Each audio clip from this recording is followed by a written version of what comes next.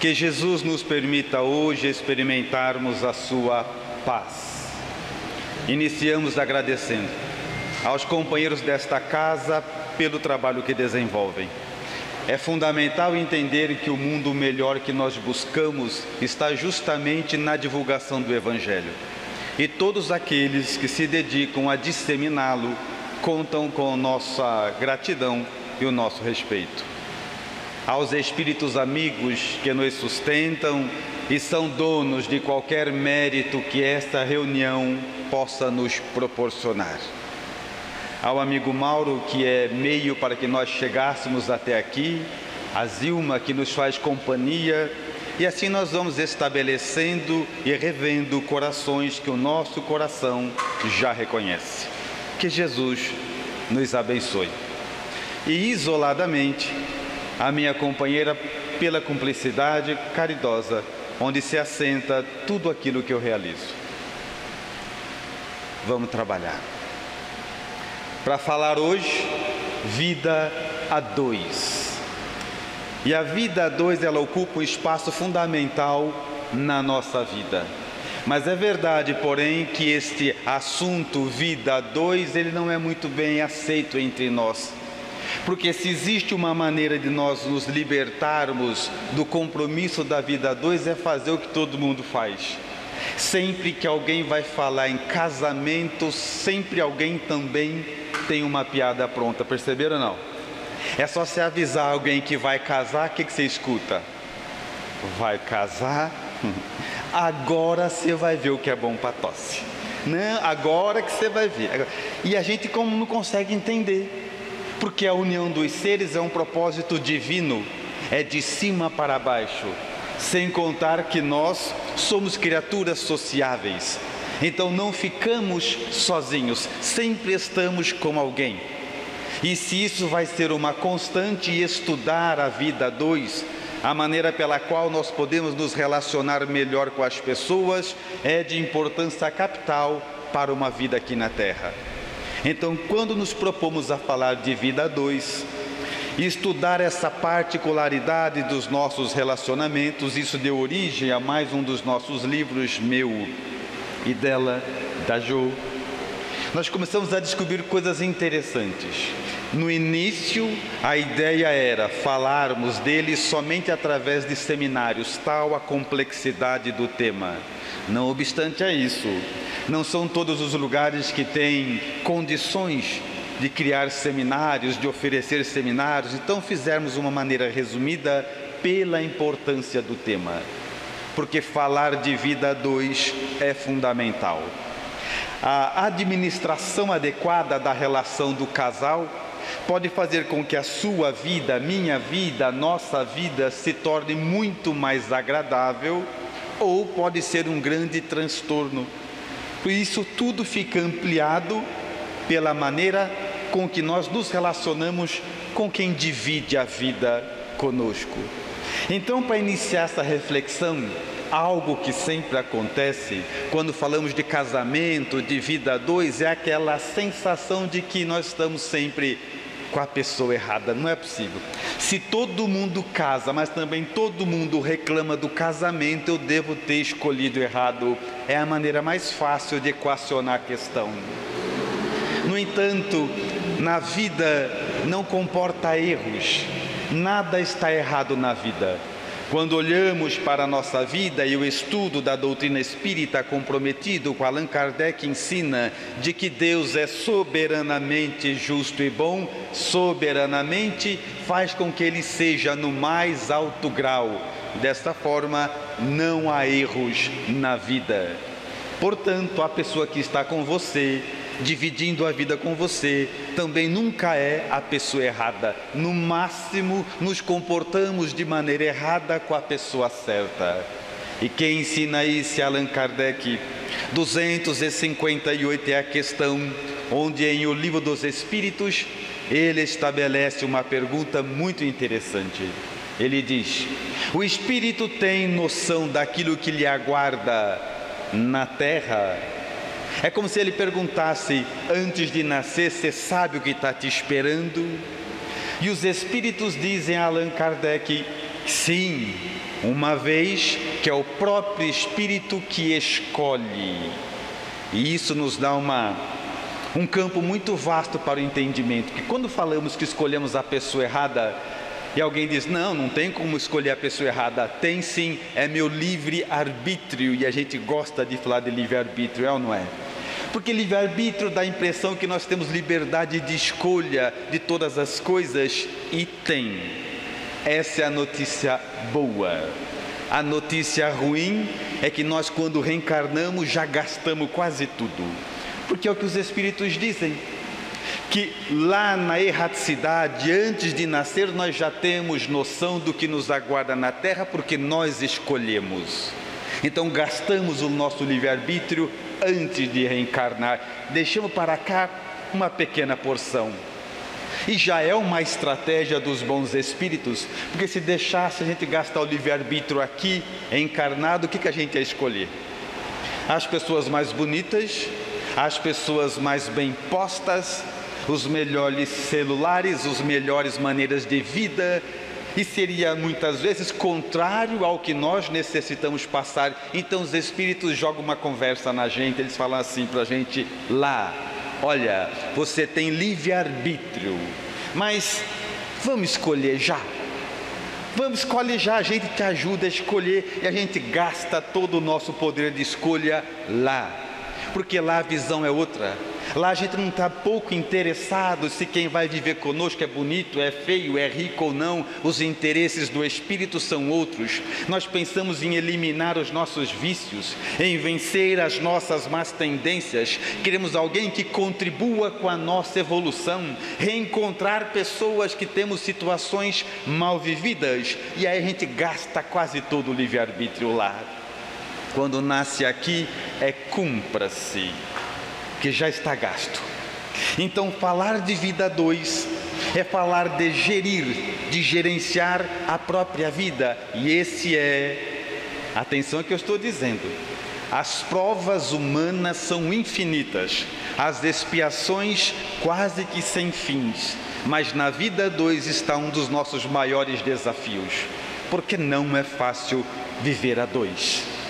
É como se fosse um laboratório da própria alma, porque existem experiências para a alma humana que somente o casamento, somente a vida 2 pode trazer. Nenhuma outra instituição pode trazer para a sua alma o que a convivência 2 pode trazer. Então, muitas vezes, negligentes com tudo isso, a gente se acostuma a fazer o que todo mundo faz. Casar sem dedicação, fazer o mínimo necessário e rapidamente acostumar a reclamar da vida e do casamento. Tanto que eu me recordo, há muitos anos, eu estava começando na doutrina espírita, devia ter 16, 17 anos, e estava dando aula para um curso lá na minha cidade. E o tema era imortalidade da alma. E eu falava aquilo que estudava. Até que no final do meu estudo, uma senhora já de bastante idade, devia estar lá no vigor dos seus 80 anos de idade, ela levantou a mão para fazer uma pergunta. Eu disse, pois não. E ela disse assim, isso quer dizer, pelo que você está dizendo, que eu que sou viúva há mais de 20 anos, quando eu morrer, eu vou encontrar o meu marido que já morreu antes de mim? E para consolar a senhora, eu disse, senhora, fique tranquila, as possibilidades de um novo encontro são muito grandes. E ela respondeu, prefiro ir para o inferno. Porque a gente não entende isso. A gente acha que só estar junto basta. E uns mais equivocados dizem, eu aguento fulano de tal hoje para não ter que aguentar na próxima, e a má notícia vem agora, vai vir com ele na próxima. Porque a proposta nunca foi aguentar, suportar, mas aprender com ele a amar. A proposta é absolutamente outra. Então, quando falamos do casamento, nós nos referimos a ele sem entender que é uma proposta terapêutica de caráter absolutamente espiritual. Mas não entendemos por uma questão muito simples. A maioria de nós vai para o casamento sem ter noção do que ele implica, do que isso significa. Vou dar um exemplo. Quem é casado aqui? Levanta a mão, só para mim conhecer o público. Olha aí, ó, os mais felizes. Pode ver. Entre os casados agora, vou fazer uma outra pergunta.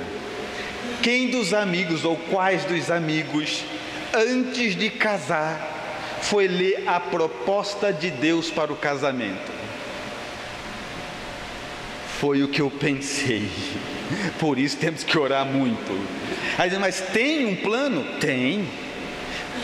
É só pensar o que estava nos pensamentos de Deus quando Ele entendeu que seria melhor vivermos em pares.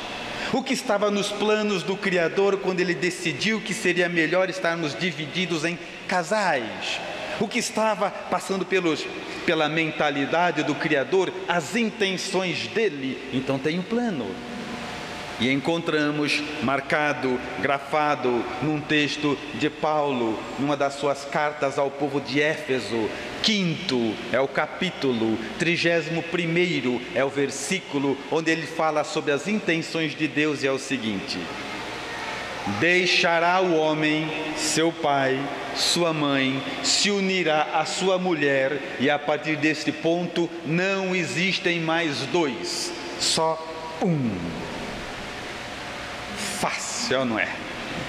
Duas pessoas totalmente diferentes, gostos diferentes, vontades diferentes, estados de evolução diferentes, tem que juntar, e a partir desse momento só existe um. É esse o plano. É esse o plano. E aí nós não entendemos que era uma proposta espiritual, porque você já pensou o trabalho que dá vocês dois viverem como fossem um? O tamanho da transformação íntima que isso pede, o quanto você tem que desenvolver de paciência, quanto de comida ruim você tem que comer e falar que estava boa, porque afinal de contas não dá para ficar bom para um e ruim para o outro. Agora não existem mais dois, só um. E essa é a proposta. Então, entendendo isso, nós percebemos que as intenções de Deus foi fazer com que vivemos dois, tendo que ser um. Isso fizesse com que cada um que ousa essa empreitada, essa proposta, tivesse que domar as próprias más tendências, ou nunca se cumpre o plano. Para viver em paz dentro de casa numa vida dois, isso exige uma grande transformação espiritual. Reformar o seu vocabulário, começar a tomar outras posturas a benefício não mais de um, porque não existe um, agora tudo é de dois. E aí você vê o quanto que isso vai contribuir para o seu amadurecimento espiritual. Vou dar um exemplo na prática. As mulheres gostam de muito ir em loja de shopping, já viu isso ou não? Pois é, a hora que ela convidar você para ir para o shopping, você já bate o olho e conta por cima 450 lojas. E já sabe que a intenção dela é ver pelo menos 90%. Aí você entende que agora não existe mais ficar bom para um, só dois. Ela começa a ver as lojas, você fala assim: amor, como é bom ver as lojas, né? Vamos ver todas. Porque aí você começa a entrar e entender o jogo. Porque o que o Deus espera é justamente isso, que você molde a si mesmo em benefício do outro. Tanto que eu sempre digo quando alguém me convida para falar em casamento: quer ser feliz? Não case, porque essa é uma proposta errada. Sempre que alguém vai para o casamento achando que encontrou alguém para produzir felicidade na vida dele, é claro que vai dar errado. Agora, se você quer casar-se para produzir felicidade na vida do outro, então você entendeu a proposta. Então você molda a si mesmo, ganha mais equilíbrio pessoal, molda suas más tendências, sempre na intenção de produzir felicidade na vida alheia. Aí começou a adequar-se aos planos do Criador. Aí você começa a ter um plano dentro de casa de edificação moral, porque é o único plano que vale. Porque eu estou aqui agora com vocês e amanhã eu já vou embora. Então eu posso enganar vocês fácil sobre quem eu sou. Consigo enganar vocês com relação às minhas intenções. Por que é que eu estou aqui? mas dentro de casa não.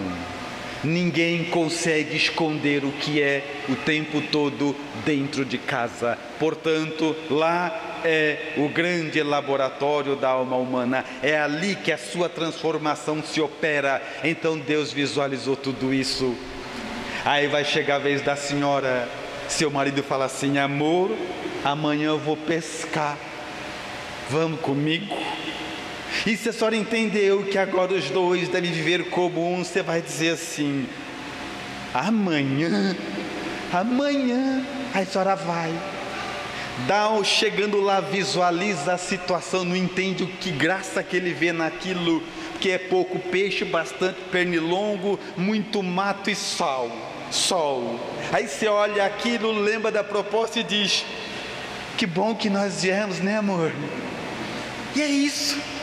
Só que eu convido os amigos a ver o que está acontecendo além das aparências. O que está acontecendo é cada um domando em si a própria alma, renunciando os próprios valores por algo superior, pela construção da paz.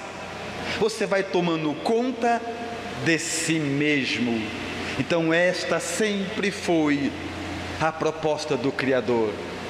A observação de tudo que isso implica vai abrir os nossos horizontes e começar a ver que o nosso lar, a casa onde nós nascemos, onde nós vivemos, ela é um lugar absolutamente ideal ao nosso crescimento espiritual. Nada é superior ao que nós podemos aprender no convívio com a vida a dois. E algo tão grande que muitas vezes nós espíritas, a gente quer escapar. Dá tanto trabalho a vida a dois que a gente quer escapar. A gente prefere fazer tudo à nossa volta, menos o que está na proposta de Deus. Vocês não conhecem gente boa, gente legal, gente que ajuda as pessoas, que faz campanha do quilo, campanha do agasalho, campanha do asilo, campanha disso? Já viram, não? Gente que ajuda em todo lugar. É o alívio muitas vezes da própria consciência. Mas o que falta compreender é o seguinte, espírita: se você ajudar a matar a fome de todas as crianças carentes do mundo e negligenciar com quem está em casa, errou. Se fizer campanha para salvar quem passa sede no Nordeste, quem passa fome na África, ajudar o mundo inteiro, negligenciar com quem está dentro de casa, errou. E aí nós vamos tendo grandeza, aí nós vamos entendendo a proposta de Deus. Por isso que eu sempre gosto, quando eu encontro as pessoas e a gente vai falar nas conversas informais, e espírita sempre fala de Chico Xavier, sempre fala. A gente começa assim: viu que bonito Chico Xavier? Bonito, não é bonito Chico Xavier? Que missão bonita, né? Que missão linda. Divaldo Franco, já foram visitar a casa, a mansão do caminho? Que missão bonita, né? Que obra, missão bonita. E a gente fala deles como se nós também não tivéssemos uma grande, complexa e difícil missão. Quer saber que é a sua missão? Olha para quem está em casa. Muitos podem olhar do lado que está aqui mesmo, mas é essa missão. Não é menos complexo, não é menos difícil, não vai pedir menos empenho espiritual. Mas Roosevelt, o que Deus quer com isso? Quer que com o teu esforço você eleve até Ele o coração da sua esposa. Com o seu empenho você eleve a alma do teu marido até Jesus. E aí, quando entendemos isso, nós paramos até de orar por muitas coisas, né? Porque de repente um dia você percebe que seu marido está, por exemplo, bebendo demais. Aí a senhora vai no centro e depois faz uma oração dizendo: Senhor, faz alguma coisa pelo meu marido. E eu imagino que ele responde: já fiz, mandei você. Porque assim, Deus responde às nossas orações através das pessoas. E o marido a mesma coisa: Senhor, minha mulher está isso, ajuda ela em casa. Ele responde: ajudei, mandei você. E aí nós começamos a entender a proposta dos dois serão um. Se a mulher está comendo demais, está ganhando muito peso, é problema do casal. Amor, nós temos que mudar nossa alimentação. Não tem problema que é só de um depois que casa. Se ele está irritado, bebendo demais, falando palavrão, se está dizendo qualquer problema, casou, é nosso problema, não é mais seu problema. E cada vez mais as intenções de Deus em nos dividir em pares vai ficando mais claras. E é muito legal que a gente tenta escapar dessa proposta. Por quê? Espírita, vou te dar uma pergunta. Quem quer um mundo melhor? Levanta a mão, só para mim ver. Que medo que tem muita gente não levantasse. Tá, quer um mundo, ó, presta atenção. Vocês querem um mundo melhor. E aí Deus, antes de você nascer, falou assim: você quer um mundo melhor?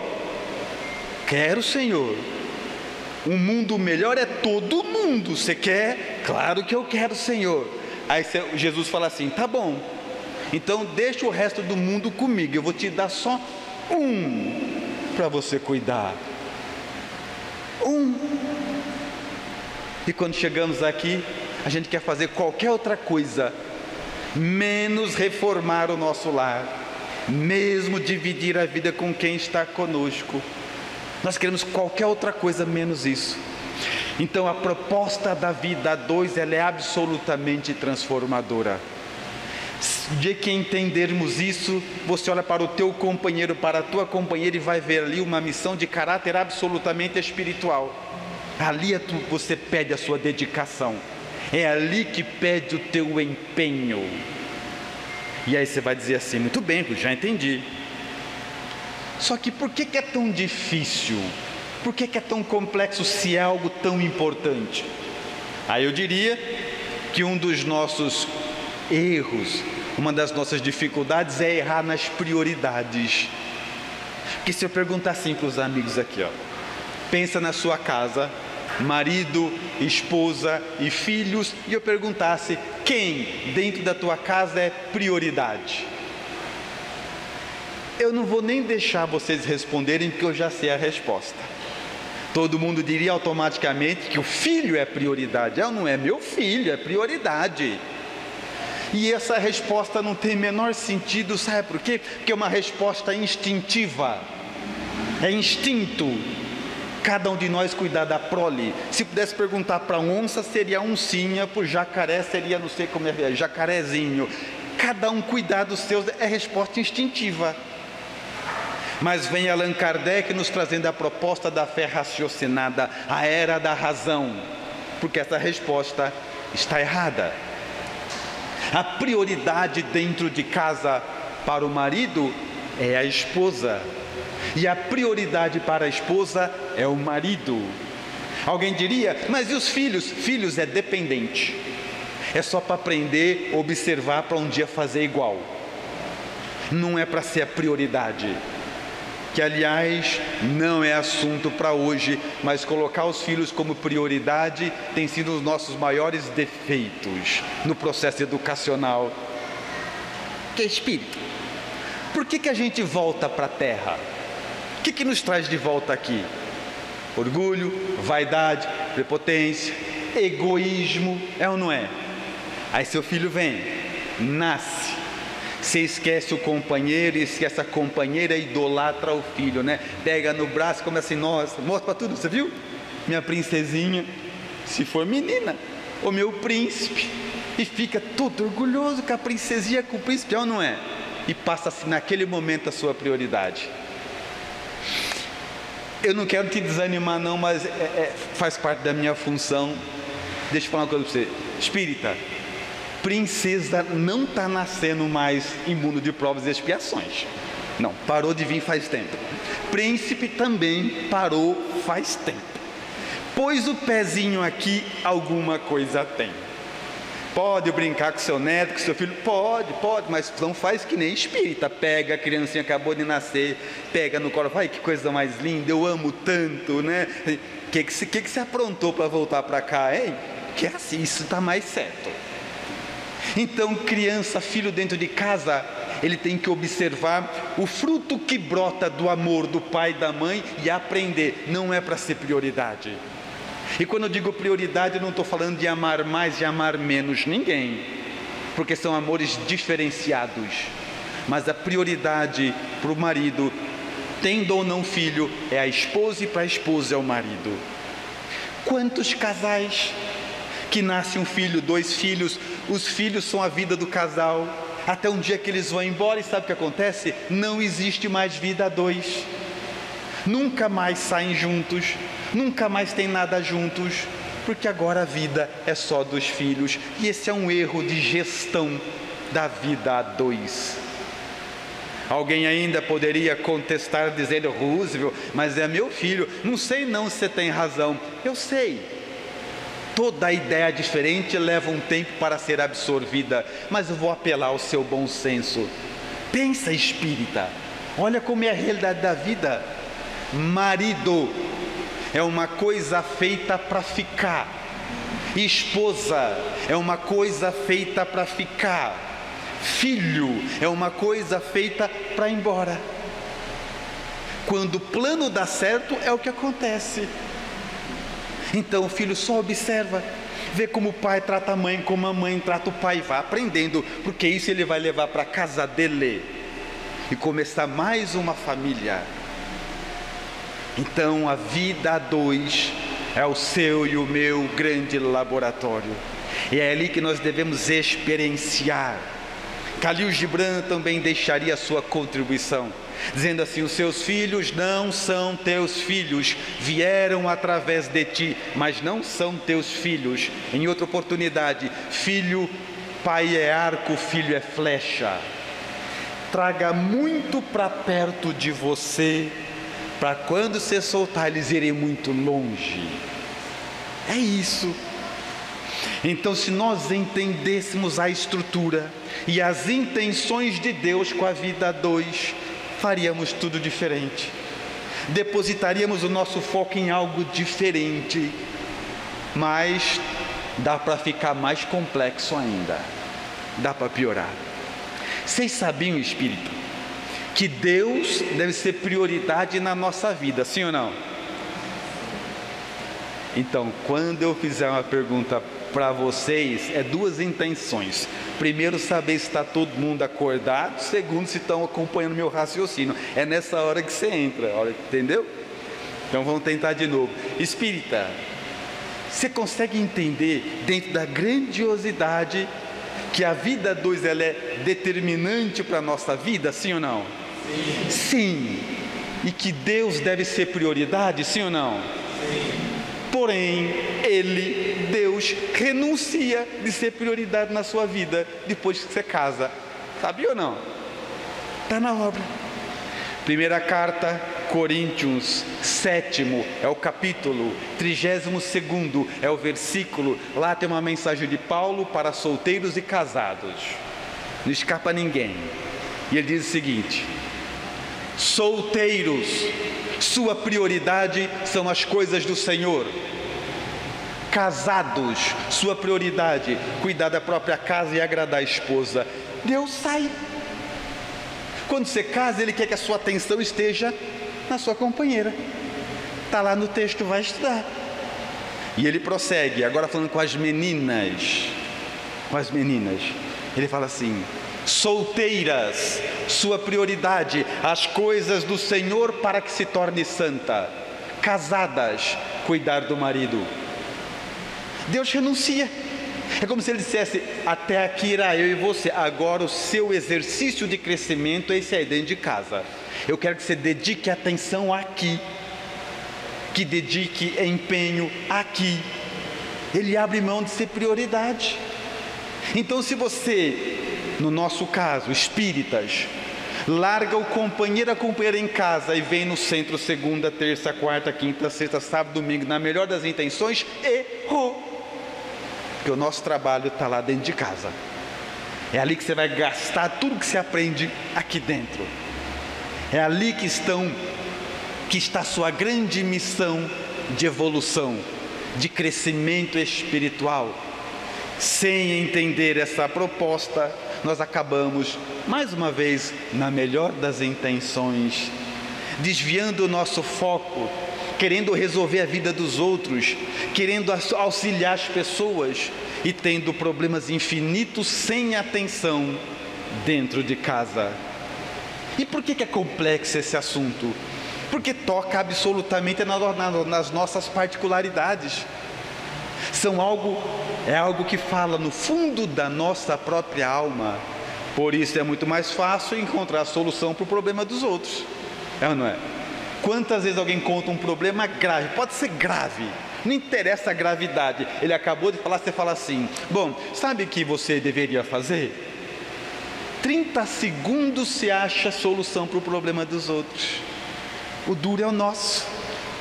Então, toda a ajuda espiritual, as nossas orações, a cumplicidade, o coração a ser ganho para Jesus, está lá dentro de casa. Aquilo é prioridade. Todos os outros, se vier, melhor, mas o nosso compromisso é ali que está. E aí, nesse momento, nós começamos a refletir sobre isso tudo, pela uma outra ótica, e perguntando assim: e onde é que o plano começou a dar errado? Porque começa certo, começa ou não começa? Lembra quando vocês estavam namorando, noivado? Lembra como era diferente? Está lembrado ou não? Tem uns que estão forçando a memória que faz tempo, eu sei, mas lembra como é que era? Andava muito de mão dada, beijava muito mais, abraçava muito mais, lembra ou não? Nós vamos renunciando a isso. Conforme vai passando o tempo, a falta de manutenção, a gente vai ficando cada vez mais distante. Quer fazer um exemplo? Quem está aqui, que está com marido, esposa, namorado, noiva, qualquer coisa, pega na mão. Isso, pega na mão, pega direito, não solta, segura, pega na mão. Pegou ou não? Percebeu ou não? Não dói. É verdade, não dói. Pode você ver? E aí você fala assim: mas Rose, eu pera um pouquinho, eu não estou entendendo nada. Eu vim aqui no centro para ouvir uma palestra espírita, e você vem falar de beijar, abraçar e andar de mão dada? Sim, mas isso é espírita? Claro que é. Eu nunca me divorcio de Allan Kardec. Vamos para a obra, Livro dos Espíritos, escala espírita, 101 é a questão. Ele começa a descrever quem nós somos, e ele começa a dizer assim: predominância da matéria sobre o espírito, ponto. Sabe o que é isso? Predominância da matéria sobre o espírito, ou seja, tudo que acontece na matéria influencia o espírito.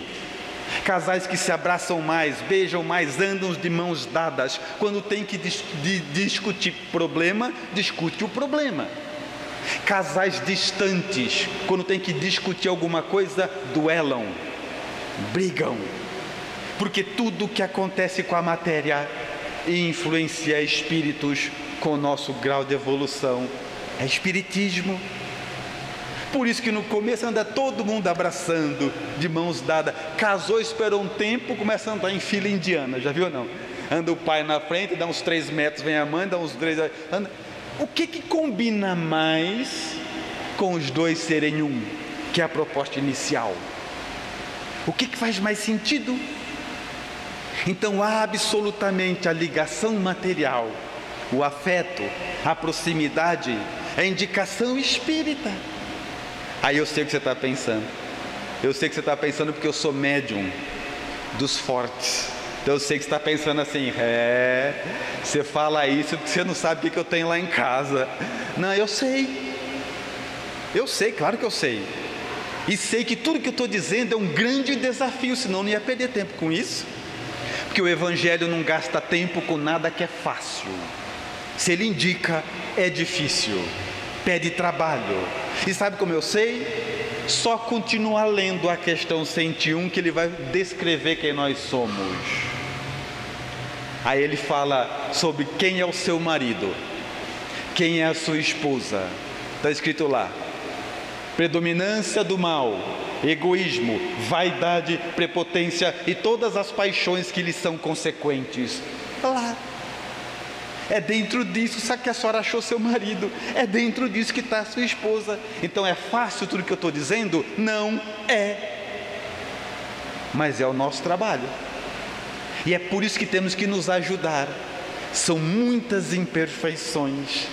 Somos espíritos muito comprometidos e temos que nos ajudar. Por isso há de ser prioridade um para o outro. Então eu sempre falo assim: espírita, vai casar, abre o olho. Já casou, fecha um pouco. Porque as lutas são muito difíceis. As nossas viciações morais são complexas. Ou nós nos ajudamos, ou fica insustentável o lar, insustentável a nossa casa. Por isso a reencarnação. Nós vamos e voltamos incontáveis vezes para as mesmas lições. Tal a complexidade. Aí começamos a entender porque é impossível casamento e vida a dois sem a presença do perdão. Do perdão. E não digo o perdão de uma grande traição, de um grande acontecimento. Isso aí é você que vai avaliar, é individual. Você que sabe o que você suporta. Não é disso que eu estou falando hoje, porque não daria tempo. Estou falando assim daquele perdão cotidiano, onde um chega de cara feia, outro chega emburrado, outro fala um pouco mais áspero. Mas também não é para acostumar com isso. É para estar em constante processo de correção um do outro. Porque se a gente não entende isso, a gente vai acostumando, aí caímos em cenas ridículas.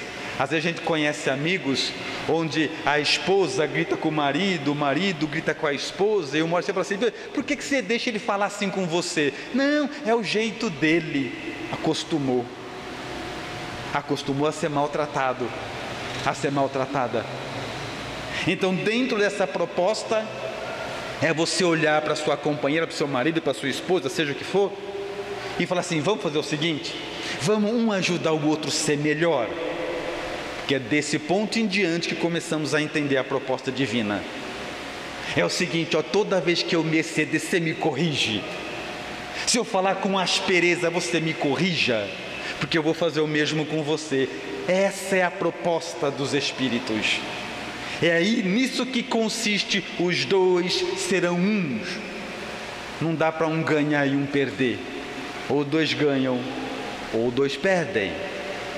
E aí, quanto mais observamos isso, vamos entendendo que tudo que aprendemos na casa espírita deve ser levado para dentro da nossa casa, para o interior da nossa casa, para ser exercitado na nossa casa.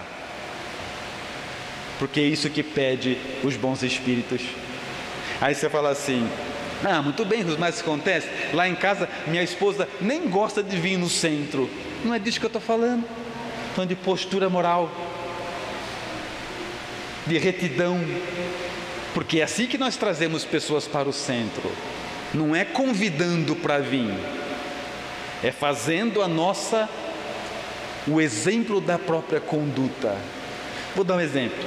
Espírita, quem vê você no dia a dia e sabe que você vai no centro, quem vê você tratando as pessoas, quem vê você na fila do banco, da padaria, da quitanda, quem vê você interagindo com as pessoas, tem vontade de vir no centro? Que é essa a questão. É alguém olhar o meu comportamento e falar assim: onde é que você vai? Fala: vou lá no centro de São Jorge. Falou: quero ir também. É isso. É as pessoas perceberem que nós somos espíritas sem ter que contar. É essa a questão. Então a mesma coisa eu digo: busca a sua correção moral, a sua transformação, de maneira que quem vive com você deseje te acompanhar, queira estar com você, queira fazer o que nós fazemos. É essa a proposta, é isso que nós nos baseamos. Aí você deve estar pensando assim: muito bem, Rússio, isso aqui é o seguinte, eu devia ter ouvido essa proposta, essa palestra, essa orientação há 25 anos atrás, agora acho que já é tarde demais. Espírita, quando eu erro no trajeto que eu estou andando de carro, quando eu erro, o meu GPS não me condena, não briga comigo, Nada. Ele só faz uma coisa, ele diz assim: recalculando a rota. Eu já entendi que eu errei e já entendi que ele vai me ajudar. É a mesma coisa. Chegando em casa, olha para sua esposa e fala assim: recalculando a rota. A partir de hoje, ninguém fala mais em casa isso. Esse comportamento, vamos parar com isso. A partir de hoje, vamos pegar esse comportamento e esse, vamos fazer todo dia isso. Levar o evangelho para casa. É só recuperar a rota, não é voltar no tempo. Mas Ruth, você acha que isso é fácil? Claro que não. Mexe com a nossa intimidade, mexe com as nossas questões mais profundas. Por isso que Jesus sabia o que nós precisaríamos aqui na terra e colocou ao meu e ao seu lado a pessoa ideal. A pessoa ideal é a pessoa melhor? Não, não é melhor não. É a ideal para o que tinha que aprender. Ideal para o que teríamos que experimentar. Ideal para vencer aquilo que tínhamos que vencer. É aqui que está a proposta. Muito bem, Ruth, mas na prática, como é que eu faço isso? Porque tem orientação prática. E é muito simples, aliás. Espírita, é muito fácil. Faça uma proposta pessoal em tratar o seu marido como se ele fosse visita. Muito obrigado. Marido, abrace uma proposta pessoal. Trate a sua esposa como se ela fosse visita, porque nós somos muito melhores para as visitas, é ou não é? Já viu isso ou não? A gente trata a visita tão bem e os de casa tão mal. Está aqui, está explicado já o que tem que fazer. Porque quando vai uma visita na sua casa, você vai servir lá, sei lá, macarrão, lasanha, molho vermelho, e você pôs na sua toalha, na sua mesa, uma toalha branquinha, acabou de tirar da embalagem, branquinha de renda, você achou lindo. Aí a visita vai pegar o macarrão e derruba aquele monte de molho vermelho na sua toalha branca. O que você fala, espírita? Não tem problema, nem gostava dessa toalha. Tem problema, fique tranquilo, não tem problema nenhum, é ou não é? E quando eu de casa? Já acabei de comprar, já não dá para comprar nada nessa casa por causa disso aí, ó. É assim, está explicado. Agora, eu espero que vocês estejam me entendendo, que estamos tendo um diálogo entre espíritos. É além da toalha suja. É em domar as próprias tendências, é em domar os próprios impulsos. Por isso que eu falo que Deus não é tolo. Quem já teve um chefe ruim? Levanta a mão. Então, é muito importante ter um chefe ruim, sabia ou não? É muito importante ter um chefe ruim. Porque, você já viu quando você tem um chefe ruim e teu chefe chama você e grita com você, já viu ou não? Sabe o que você fala para o seu chefe? Sim, senhor. Gente, isso é muito legal. Nesse momento você aprende, se quando alguém de fora grita com você e você é capaz de silenciar, significa que dentro de casa, quando as coisas saírem do controle, você também pode silenciar. Ele está irritado hoje, eu não vou retrucar. Ela está irritada, eu não. Você também pode. Se com o seu chefe dá certo, na sua casa vai dar também. É só isso. Começa a tratar quem divide a vida com você como se fosse visita. Vou dar um exemplo. Mais um. É só para análise. Espírita, para onde que você usa as suas melhores roupas? Em casa ou para as visitas? Sensacional, não é? Você pega um short, perdeu o elástico, ficou bom para ficar em casa, guarda. Você tem uma calça, furou no joelho, é bom para ficar em casa, guarda, né? E vai pegando tudo que não tem, como não teve bazar da pichincha, você guarda tudo que ficou ruim, estragado, furado, feio, e guarda em casa. E quando chega a visita, sai todo mundo correndo para se arrumar. Faz sentido, espírita? É isso. Aí vamos ver o plano de Deus, os dois serem um. Visita não conta no plano de Deus. Aí você guarda o copo de requeijão para usar em casa. Para visita, cristal, né? O prato, aquele prato antigo lá para casa. O prato de porcelana, visita. Tudo errado. Tudo errado. Dá vontade de ser o quê? Separar, divorciar e virar visita. Porque é muito melhor tratado, não é? É assim. Então quando você fala assim, nossa, Roosevelt, eu não sei como fazer, sabe? Chega na sua casa e começa a tratar quem está lá como visita. Se ela não veio aqui, ela não vai entender nada, vai achar que você está obsediado. Não tem problema, continua. Aí você chega assim, querida, por gentileza, me passe o sal. Falei, o que aconteceu com o seu homem? Né?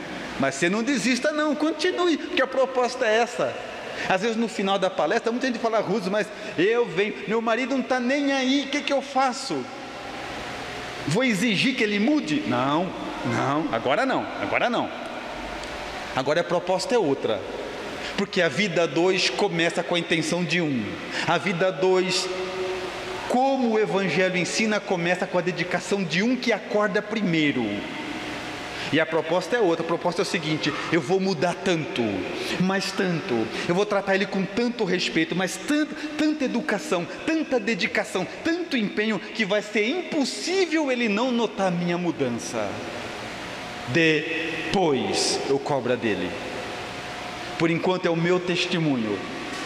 Eu vou ser um marido tão bom, uma esposa tão dedicada, com tanto respeito, com tanto empenho, vou me dedicar tanto que vai ser impossível ele não perceber que eu mudei. Depois nós vamos falar dele. Agora o que ele vai ter é o meu testemunho. Essa é a proposta. Então dentro disso, é claro que como eu iniciei falando, o tema quando fazemos em seminário é muito mais longo, tratam de outras questões, o próprio divórcio, mas seria hoje uma escassez de tempo em tocar nesses assuntos, por isso construímos a obra, para que cada um possa estudar a si mesmo, estudando a vida 2, porque não faz sentido espírita, ser espírita, ter o conhecimento do Evangelho e não tornar o próprio lar um lugar melhor. A gente vê as pessoas são chatas, não conversam, chega alguém de fora, muda o ânimo da casa, já viu não? Todo mundo conversa, dá risada, o estranho sai, fica só os dois, a casa morre. Isso é falta de manutenção, falta de dedicação, falta de você olhar para o seu marido, para a sua esposa, com tudo que já passaram e pensar assim, este aqui é um espírito que já nasceu e morreu incontáveis vezes a meu lado, um ajudando o outro, e estamos aqui até hoje. É aqui que eu vou gastar minha dedicação, é aqui que eu vou gastar meu empenho, é esta alma que eu tenho que levar até Jesus, é dentro dessa proposta, porque não faz sentido ser espírita e não levar alegria para aquele que divide a vida conosco. Lembrando que se Jesus recomenda amar os inimigos, imaginemos com que dedicação ele pediria em amar os que estão dentro da própria casa. Então não faz sentido ser espírita e não levar alegria para a própria casa. E por falar a alegria, nós lembramos que alegria é o cântico das horas, com que Deus te afaga a passagem pela terra. Por toda parte desabrocham flores por sorrisos da natureza, e o vento penteia a cabeleira do campo por música de ninar. A água da fonte é carinho liquefeito no coração da terra, e o próprio grão de areia, inundado pelo sol, é mensagem de alegria a falar-te do chão. Não permitas, assim, que a tua dificuldade se faça tristeza entorpecente nos outros, mesmo que tudo pareça conspirar contra a felicidade que esperas.